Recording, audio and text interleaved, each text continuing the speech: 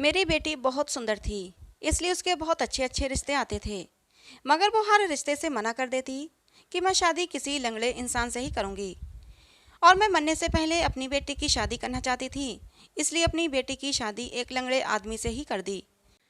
शादी के बाद जब भी मेरी बेटी मुझसे मिलने आती तो बहुत खुश होती, लेकिन मेरा मरा हुआ पति मेरे सपने में आता और कहता, हमारी बेटी को बचा लो।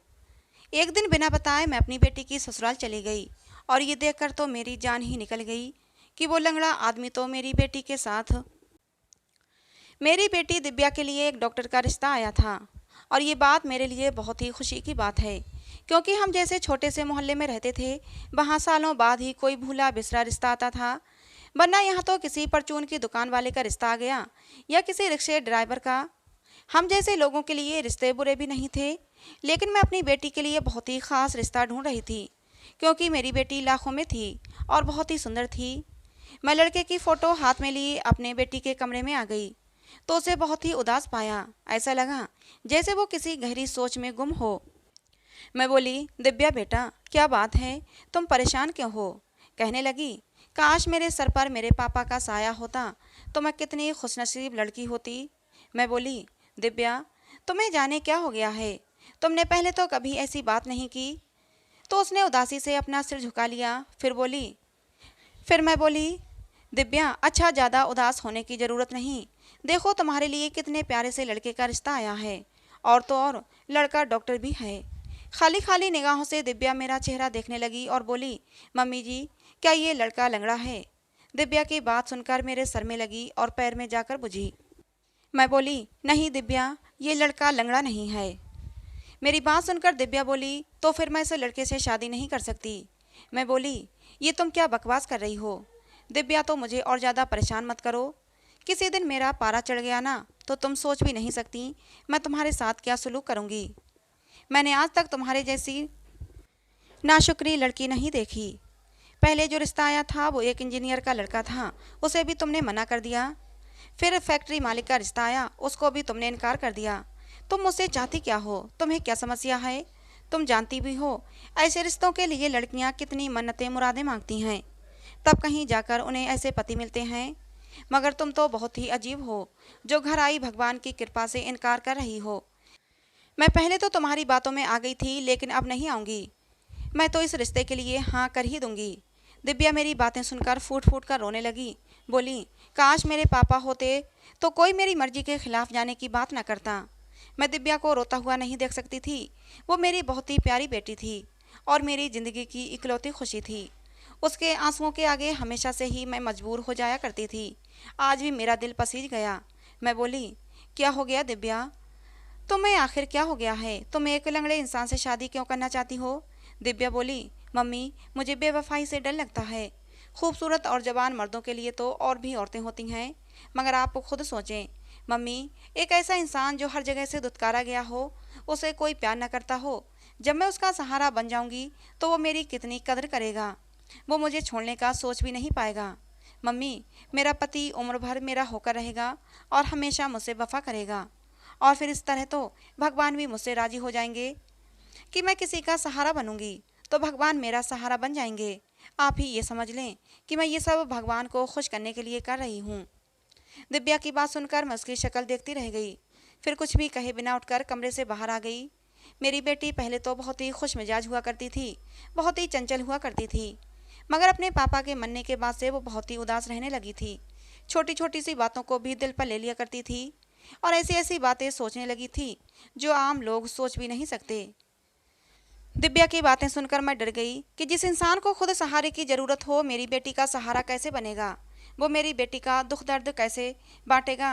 कैसे दुख दर्द में उसका साथ देगा?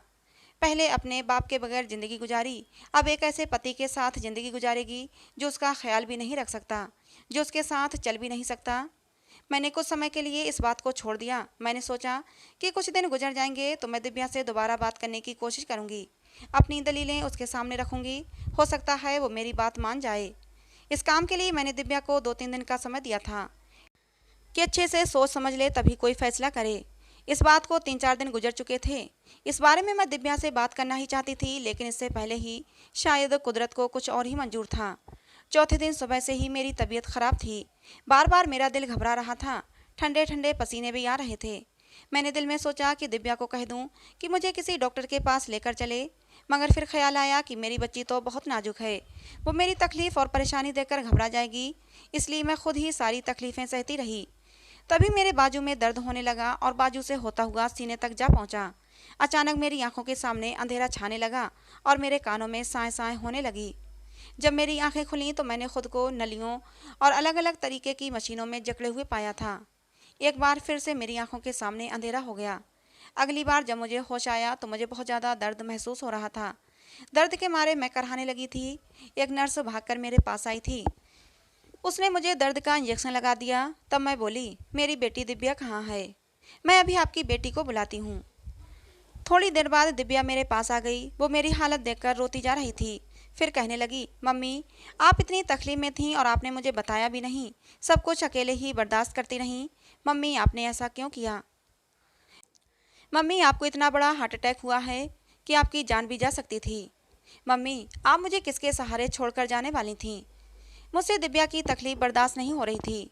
मैंने उसे दिलासा देने के लिए अपने हाथ उठाना चाहे, लेकिन कमजोरी इतनी थी कि हाथ भी नहीं उठे और ना ही बोला जा रहा था। नर्स ने मुझे आराम करने को कहा। मैं चुपचाप लेट गई। दिव्या को भी नर्स बाहर ले गई। अब मैं खुद से ही सवाल पूछ रही थी जो थोड़ी देर पहले दिव्या ने पूछे थे, कि मेरे अलावा उसका इस दुनिया में कोई नहीं था। ये तो भगवान की कृपा थी कि उसने मुझे अपनी कृपा से दोबारा जिंदगी दी थी। अब मैंने सोच लिया था कि जैसे ही मैं ठीक होकर घर जाऊंगी तो मैं डॉक्टर के माँ बाप को बुलाकर ये रिश्ता पक्का कर दूंगी।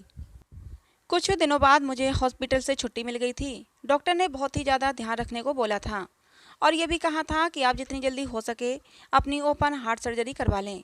मगर मेरी सोच अभी इन चीज़ों की तरफ नहीं जा रही थी। मैं अपनी बेटी का घर बसा हुआ देखना चाहती थी। मुझे घर आए हुए पूरे 2 दिन हो चुके थे। दिव्या ने मेरी इतनी सेवा की थी कि मैं उसके लिए हरदम दुआएं मांगा करती थी। एक दिन मैंने दिव्या का हाथ पकड़ लिया और कहा, दिव्या, अगर मैं तुमसे कोई चीज़ मांगूं तो दोगी? उसकी आंखें भीग गईं और बोली, मम्मी, अगर आप मुझसे मेरी जान भी मांगें तो मैं आपको देने से मना नहीं करूंगी।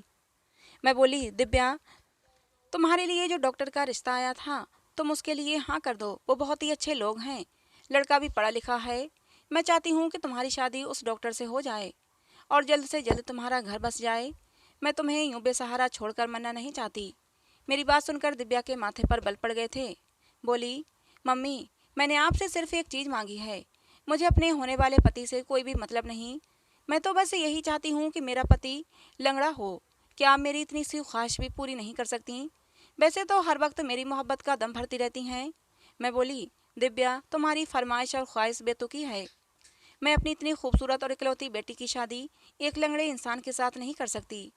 मेरी बात सुनकर दिव्या बोली, चाहे आपकी बेटी जिंदगी भर कुंवारी ही रह जाए। दिव्या की जिद देखकर मैं कांप गई। दिव्या में उसके पापा की झलक आती थी। उसके बाप भी तो ऐसे ही जिद्दी मिजाज के थे। दिव्या की जिद को देखते हुए मैं समझ चुकी थी कि दिव्या अपनी जिद से पीछे नहीं हटने वाली। फिर मजबूर होकर मैंने ही हथियार डाल दिए। अगर मैं हथियार नहीं डालती तो फिर मेरी बच्ची जमाने की ठोकरें खाने के लिए अकेली रह जाती। मेरी जिंदगी का क्या भरोसा था, आज हूँ कल ना रहूँ। फिर मैंने रिश्ते कराने वाली उसी औरत से कहा जो उस डॉक्टर का रिश्ता लेकर आई थी। मैंने उसे कहा कि तुम अब मेरे घर किसी भी डॉक्टर या इंजीनियर का रिश्ता लेकर मत आना। तुम मेरी बेटी दिव्या के लिए किसी लंगड़े लड़के का रिश्ता लेकर आना। मेरी बात सुनकर वो औरत मुझे हैरत से देखने लगी और बोली, ये कैसी बातें कर रही हो? कैसी माँ हो तुम? तुम्हारी बेटी तो लाखों में एक है। जो भी तुम्हारी बेटी को देखता है उसे शादी करने की ख्वाहिश रखता है। फिर तुम अपनी बेटी की शादी एक लंगड़े लड़के से क्यों कराना चाहती हो? उस औरत की बात सुनकर मैं उदास हो गई और उसी उदासी से बोली, मैं मजबूर हूँ। मैं अपनी औलाद के आगे मजबूर हो गई। मेरी बेटी दिव्या किसी भी रिश्ते के लिए हाँ नहीं करती है। बस उसे शादी करनी है और किसी लंगड़े लड़के से ही करनी है। मैं न जाने कब से उसे समझा रही हूँ, लेकिन वो अपनी जिद पर अड़ी हुई है। मेरी बात सुनकर वो औरत बोली, ठीक है, मैं तुम्हारी पसंद का कोई रिश्ता देखती हूँ। मैंने उस औरत को कुछ पैसे पकड़ा दिए और वो औरत चली गई।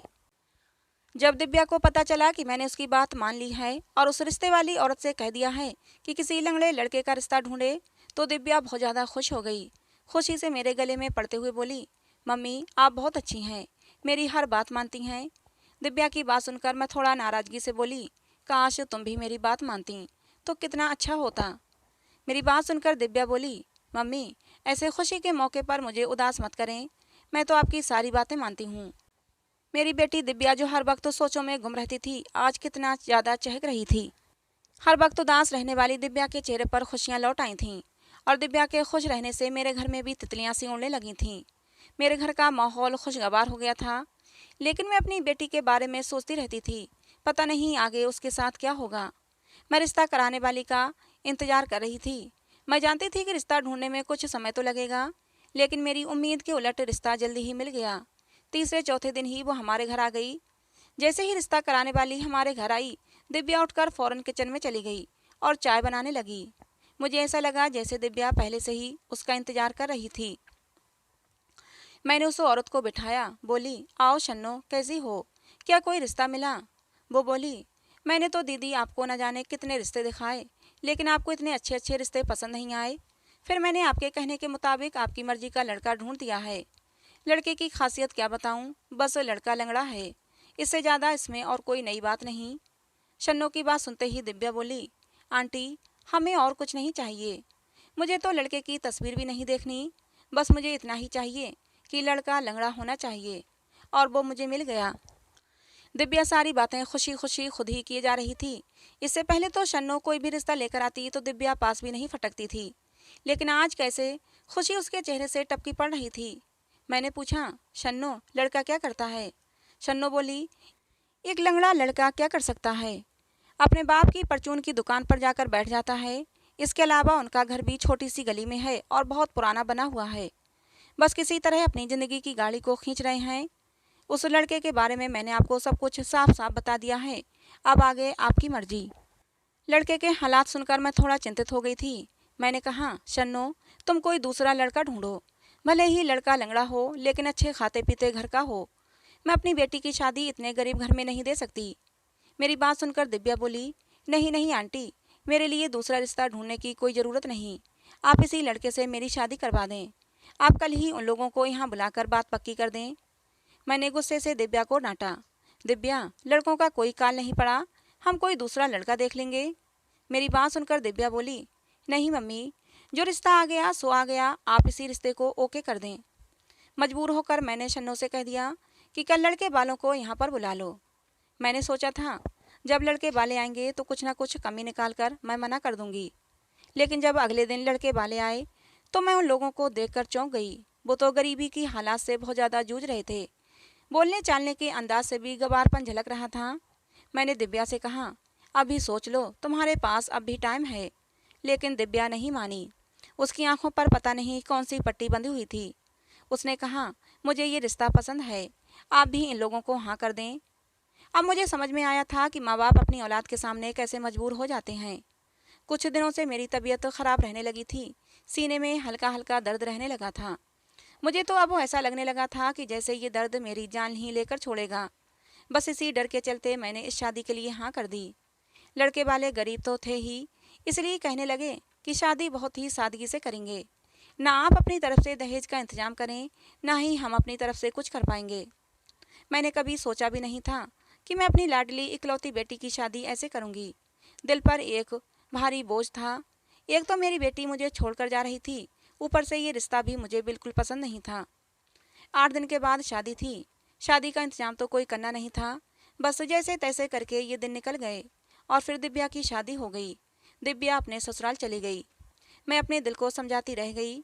दिव्या की जुदाई मुझसे बर्दाश्त नहीं हो रही थी, लेकिन दिल को समझाया कि ये तो दुनिया का दस्तूर है, बेटियां तो पराया धन ही होती हैं, एक न एक दिन अपने माँ बाप को छोड़कर चली ही जाती हैं। पूरी रात मैं दिव्या की खुशियों की दुआएं मांगती रही। सुबह उठते ही मैंने सबसे पहले नाश्ता बनाया और पैक करके दिव्या की ससुराल चली गई। ये हमारे यहाँ एक रिवाज होता है कि दुल्हन के मायके से नाश्ता जाता है और ये रस्म मुझे पूरी करनी थी। दिव्या की ससुराल पहुंचकर और वहाँ के हालात देखकर मेरे दिल को धक्का सा लगा। उन लोगों की हालत तो बहुत ही खराब थी।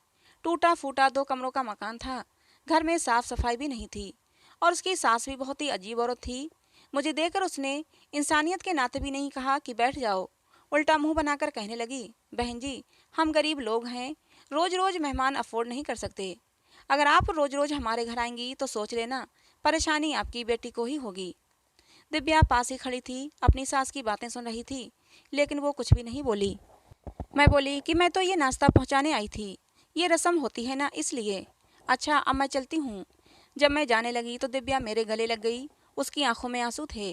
बोली, मम्मी, मैं आपकी अच्छी बेटी साबित नहीं हुई, मैंने आपको बहुत दुख दिए हैं। मैंने दिव्या की आंखों से आंसू साफ किए और कहा, दिव्या, मुझे तुमसे कोई शिकायत नहीं, बस तुम अपने घर में खुश रहो, भगवान तुम्हारा नसीब अच्छा करे। दिव्या बोली, मम्मी, आप मेरी एक बात मानेंगी? मैंने हाँ में सिर हिला दिया। दिव्या बोली, मम्मी, आप मेरे ससुराल में मत आना, जब ये लोग आपकी बेइज्जती करते हैं तो मुझे अच्छा नहीं लगता, मैं खुद ही आपसे मिलने आया करूंगी। मैंने हाँ में सिर हिलाया और कहा, दिव्या, अपना ध्यान रखना। और ये कहकर मैं घर वापस आ गई। मैंने दिव्या के सामने खुद को बहुत हौसला दिया था, अपने आंसुओं को रोका था, ये मैं ही जानती थी। लेकिन घर आकर मैं खुद पर कंट्रोल नहीं कर पाई और फूट फूट कर रोने लगी। मेरी बेटी ने खुद ही अपने पैरों पर कुल्हाड़ी मारी थी और इसमें मैं अब कुछ भी नहीं कर सकती थी। दिव्या के बिना घर सूना सूना लगता था। कभी कभी मोहल्ले की औरतें आ जाया करती तो मन थोड़ा बहल जाता था। मोहल्ले की औरतें कहती कि तुम भी बाहर निकला करो, हमारे घर भी आया करो, मन थोड़ा बहला रहेगा।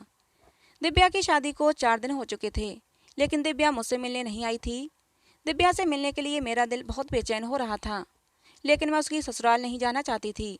मैं अपनी बेइज्जती सह सकती थी, लेकिन अगर मेरी बेटी के लिए मुश्किलें खड़ी होती तो ये मुझसे बर्दाश्त नहीं होता, और यही सोचकर मैं रुक जाती थी। मैं दिव्या के ख्यालों में ही घूम रही थी कि तभी दरवाजे पर हल्की सी दस्तक हुई और दरवाज़ा खोलकर दिव्या अंदर आ गई। दिव्या को देखकर मैं खुशी से फूल उठी।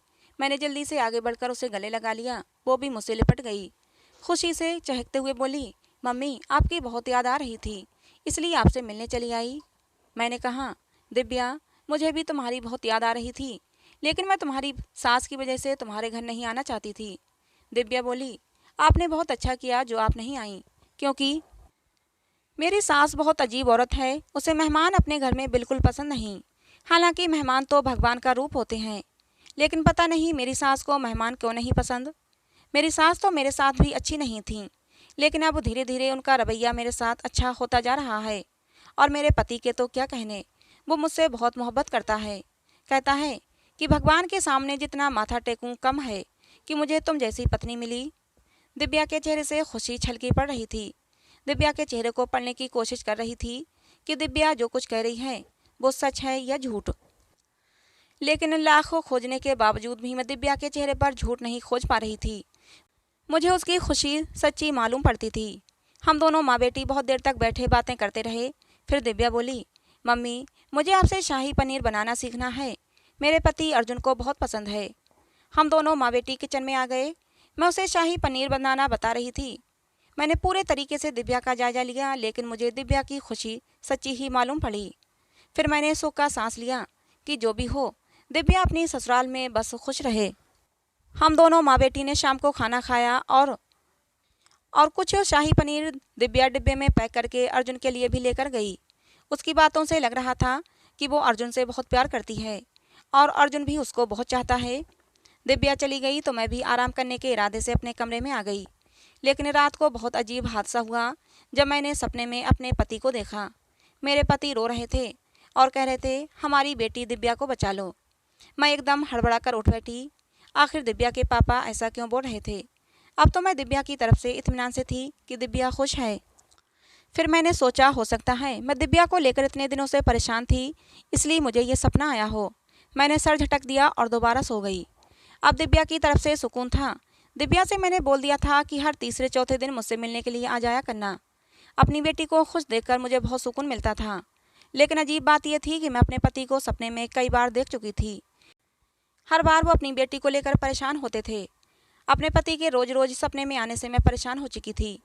अपने दिल की तसल्ली के लिए मैंने दिव्या से भी पूछा कि दिव्या, सच सच बता, तू अपनी ससुराल में खुश तो है ना? दिव्या ने मुझे यकीन दिलाया कि मम्मी, मुझे मेरे ससुराल में कोई तकलीफ नहीं, मैं बहुत खुश हूँ, आप मेरी बिल्कुल भी चिंता ना करें। 2-3 दिन के बाद जब मुझे दिव्या के पापा फिर सपने में दिखाई दिए तो फिर मैं बहुत ज़्यादा बेचैन हो उठी। अगले दिन मैंने सोचा, क्यों ना खुद अपनी आंखों से चलकर देख लूँ कि दिव्या अपने ससुराल में कैसे रहती है। और मैं बिना बताए ही दिव्या की ससुराल पहुँच गई। लेकिन ये देखकर दंग रह गई कि दरवाजे पर बड़ा सा ताला लटक रहा था। मुझे बहुत ज़्यादा चिंता होने लगी। लकड़ी का पुराना गेट था, कहीं कहीं से टूटा हुआ था। दरवाजे के छेद में से मैंने झांक कर देखा तो अंदर ऐसा लगा जैसे भूतों का डेरा हो। वहाँ किसी के भी रहने के आसार नजर नहीं आ रहे थे। मैं बहुत ज़्यादा घबरा गई। मैंने आस पड़ोस में मालूम किया तो उन लोगों ने ऐसी बात बताई जिसे सुनकर मैं और भी ज़्यादा परेशान हो गई। उन लोगों ने बताया कि ये घर तो न जाने कब से खाली पड़ा है। कुछ समय पहले कुछ लोग यहाँ रहने लगे थे, अपने बेटे की शादी करने आए थे।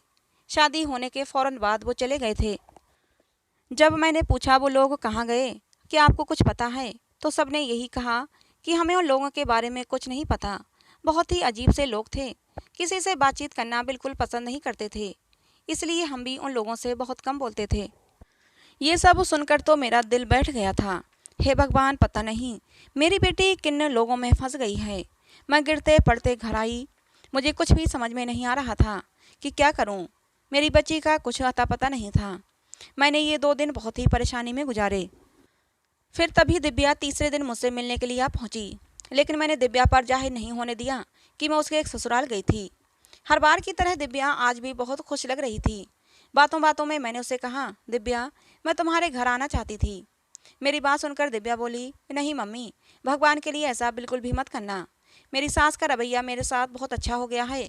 ऐसा ना हो कि आपके आने से वो फिर बिगड़ जाएं।